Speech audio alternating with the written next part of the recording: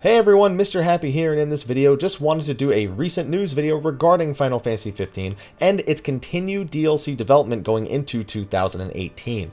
Now for those who don't know, this coming Wednesday they're going to be hosting a 1-year anniversary active time report that is going to be taking place at 8 a.m. Eastern. That is November 29th at 8 a.m. Eastern.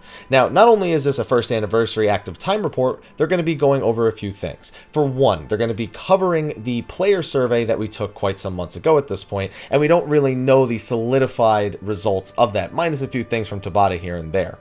We're also going to be going over the recently released Comrades DLC and hopefully get some insight as to what the update schedule is looking like for that. And finally, they're going to give us a little bit more on episode Ignis, which is due out December 13th next month, not that far away. Now this live stream is going to be especially important in regards to the player survey that we took a few months ago. For those who may not have heard, Tabata has recently played with the idea of doing more DLC going into 2018, especially at a recent convention where he asked the crowd if they would like additional DLC, especially in regards to Arden and or Luna, and he got an overwhelming cheer from the crowd. He even explicitly stated to them that this would most likely be paid DLC and still got a yeah, do it. And as such, within weeks, it was confirmed that we would be hearing a live stream or some sort of future plan in November of 2017 in regards to what's going to be happening in 2018. Now, to provide us with some additional insight as to what we can expect in 2018, Hajime Tabata has provided a quote to Dengeki PlayStation Magazine in a recent director's interview that they published.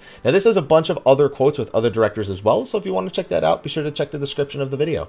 Now, in that excerpt, Hajime Tabata says, and I quote, "We're planning something many fans have requested, and something you really wouldn't be able to guess. For something many fans have requested, I'm assuming it's whatever won that player survey, which, if I had to take a shot in the dark, would be Episode Arden. Episode Luna is a possibility. I personally voted for a hard mode because I wanted a harder difficulty for the game overall. I'd even beaten it at level 1, so yeah, I really wanted something that was more challenging. But I'd have to imagine that Arden itself won. As for something you really wouldn't be able to guess, I guess if I guess it now, then it's something I would guess. I mean, that could be Galad, that could be another collaboration like the Assassin's Creed thing. Who knows? I can never guess when it comes to them. I didn't expect a fishing game and a mobile edition to come out, so I'm not even going to bother trying to touch that one. They're currently in the stage of solidifying the content of each one, while also reconstructing their development system. I'm still reading from the quote, though I am paraphrasing or changing words to match what I'm saying.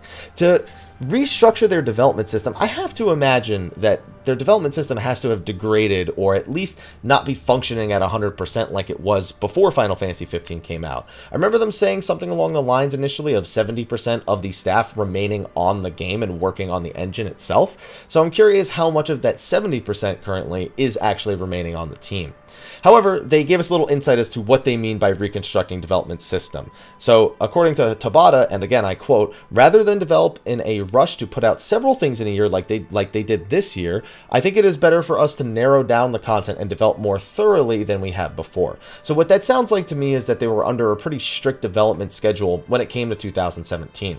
We know that their development team for DLC was put together just several months before the game itself actually launched, and as such they probably didn't have a whole lot of time and really had to crank out a lot of hours in order to get those DLCs out in the last year as it is.